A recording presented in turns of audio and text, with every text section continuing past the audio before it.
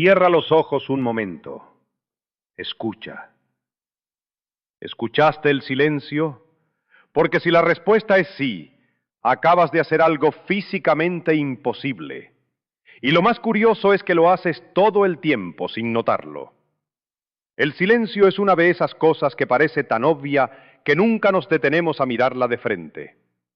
Todos sabemos lo que es, todos lo hemos sentido. Las 3 de la madrugada en una casa vacía, un cuarto después de que alguien se va, el segundo antes de que empiece la música. Pero fíjate en algo, si te pregunto qué es el silencio, probablemente me dirás la ausencia de sonido. Y eso suena razonable, suena correcto, y sin embargo, eso no explica absolutamente nada. Porque decir que el silencio es la ausencia de sonido es como decir que la oscuridad es la ausencia de luz. Técnicamente cierto, completamente vacío de contenido, una etiqueta pegada sobre algo que no entiendes todavía. Entonces hagámoslo bien. ¿Qué es realmente el silencio? Para responder eso, primero tienes que entender qué es el sonido, no la definición del libro, la cosa real. El sonido es una perturbación mecánica que se propaga a través de un medio. En el aire, lo que pasa es esto. Algo vibra, una cuerda, una membrana, tus cuerdas vocales, y esa vibración empuja las moléculas de aire que tienes cerca. Esas moléculas empujan a las que están al lado, y así en cascada, la energía viaja como una onda de presión a través del aire a unos 343 metros por segundo. El sonido no es la vibración del objeto. El sonido es lo que le pasa al aire como consecuencia de esa vibración. Ya no le pertenece a la fuente, le pertenece al medio. Es por eso que en el vacío del espacio no hay sonido, no hay medio que empujar. Sin moléculas de aire, la perturbación no tiene dónde propagarse, se muere en el origen. Una onda sonora es, en esencia, zonas de aire comprimido alternándose con zonas de aire expandido, viajando hacia afuera desde la fuente. Eso es todo. Presión variando en el tiempo y en el espacio. Nada más misterioso que eso. Entonces, el silencio sería lo opuesto, ¿no? Sin variaciones de presión, moléculas de aire en reposo, sin ondas, sin perturbación. Suena simple. Y es exactamente aquí donde el problema se complica. Las moléculas de aire a temperatura ambiente no están en reposo, nunca lo están. Están en movimiento térmico constante, chocando entre sí, rebotando, moviéndose a velocidades de cientos de metros por segundo en direcciones completamente aleatorias. Y ese movimiento aleatorio produce fluctuaciones de presión microscópicas constantemente, en todo el volumen de aire que te rodea. Para que hubiera silencio físico perfecto, cero variación de presión, necesitarías bajar la temperatura hasta el cero absoluto, menos 273 grados Celsius, el punto donde el movimiento térmico se detiene por completo. Y el cero absoluto es inalcanzable. No difícil de alcanzar, inalcanzable en principio. La mecánica cuántica lo prohíbe. Incluso en el cero absoluto, los sistemas cuánticos tienen energía de punto cero, una vibración mínima residual que nunca desaparece. El silencio perfecto no puede existir en un universo con temperatura. Y nuestro universo siempre tiene temperatura. El universo nunca se calla completamente. Siempre está murmurando algo, a escalas demasiado pequeñas para que las percibas, pero reales. Hay un lugar donde los humanos llegaron más cerca del silencio que en ningún otro sitio. Se llama cámara anecoica. Es un cuarto construido para absorber el 99.99% del sonido reflejado y aislado del ruido exterior con múltiples capas de aislamiento. Las paredes están cubiertas de picos de material absorbente, el suelo también. El aire dentro está prácticamente quieto. Es el entorno más silencioso fabricado por manos humanas. Y lo que le pasa a la gente dentro es fascinante y perturbador a partes iguales. En los primeros minutos, la gente nota que puede escuchar su propia respiración con una claridad que normalmente no tiene. Luego, escucha su corazón. Luego el sonido de la sangre moviéndose por sus oídos, un zumbido suave y constante. Luego el crujido de sus articulaciones al moverse. Luego, algo que muchos describen como un pitido agudo de fondo. El sistema nervioso auditivo, privado de estímulos externos, empieza a generar su propia actividad. Nadie escucha silencio en una cámara anecoica. Escuchan su propio cuerpo, con una resolución que normalmente el ruido del mundo enmascara. El cuerpo humano no es silencioso, nunca lo fue. Somos máquinas ruidosas, bombas, tubos, corriente eléctrica, química en movimiento. Lo que llamamos silencio en la vida ordinaria siempre fue solamente menos ruido externo, un enmascaramiento, una cortina de fondo que normalmente cubre lo que está debajo. Cuando la cortina desaparece, no hay silencio al otro lado, hay más sonido. Sonido interno que siempre estuvo ahí. Y aquí está la parte que encuentro más extraña de todo esto. El oído humano detecta variaciones de presión entre 20 y 20.000 ciclos por segundo. Ese es nuestro rango. Fuera de él, el aire puede estar vibrando perfectamente con sonido real, infrasónido por debajo, ultrasónido por arriba, y para ti es silencio. No porque no haya nada, sino porque tus instrumentos no lo registran. Los elefantes se comunican con infrasónido, los murciélagos con ultrasónido. Para un murciélago, el mundo está lleno de información sonora que para ti es completo silencio, mismo aire, mismas ondas de presión, distinto receptor. Y la sensibilidad de ese receptor, el oído humano, es absolutamente extraordinaria. En el umbral de audición más bajo que podemos detectar, el movimiento del tímpano es del orden de 1/10 del diámetro de un átomo de hidrógeno. Básicamente, detectamos perturbaciones de tamaño cuántico. El ruido térmico del que hablé antes, esas fluctuaciones moleculares del movimiento aleatorio, están justo al borde de lo que percibimos. Estamos tan cerca del ruido de fondo del universo que casi lo tocamos. El silencio que experimentas no es una propiedad del aire, es una propiedad de tus límites.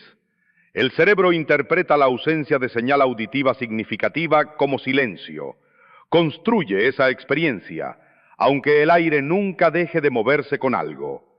Hay silencio perceptual y hay silencio físico. El perceptual es real, lo sientes, afecta tu estado, tiene peso. El físico es un límite que nunca alcanzamos. Son dos cosas completamente distintas usando la misma palabra. Ahora, salgamos del cuarto y salgamos del planeta. El espacio exterior, el vacío entre las estrellas, eso sí es silencioso en el sentido mecánico. Sin moléculas de gas, las ondas de presión no se propagan. Una explosión estelar que libera más energía de la que el Sol emitirá en toda su vida ocurre en silencio absoluto mecánico. No hay nada que transmita la perturbación. Pero el universo tiene otras voces.